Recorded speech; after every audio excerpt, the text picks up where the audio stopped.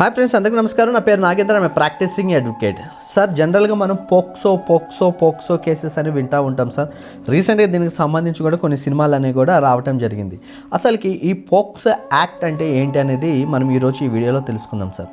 జనరల్గా సార్, మనం ఈ యాక్ట్లను చూసుకున్నట్లయితే protection of child from sexual offences అని ఈ యాక్ట్ అనేది చెప్పడం జరుగుతుంది సార్. అంటే ఒక చైల్డ్ అనే అతన్ని ప్రొటెక్ట్ చేయటం దేని గురించి? సెక్సువల్ అఫెన్సెస్ గురించి అనమాట. సరే, మరి ఈ చట్టంలో సెక్సువల్ అఫెన్సెస్ అనే ఏమిటి, దానికి సంబంధించిన పనిష్మెంట్ ఎంతవరకు ఉంటుంది అనేది మనం నెక్స్ట్ వీడియోలో మాట్లాడుకున్నాం సార్.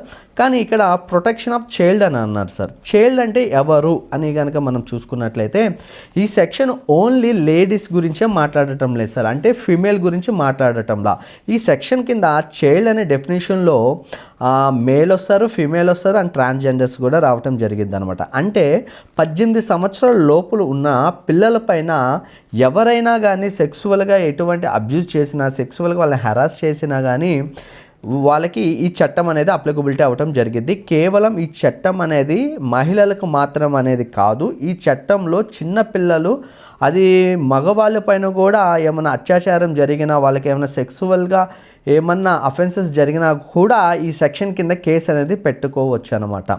సో మరిన్ని ఇటువంటి లీగల్ అప్డేట్స్ గురించి ఫాలో అవ్వండి. మీ నాగేంద్ర అడ్వకేట్.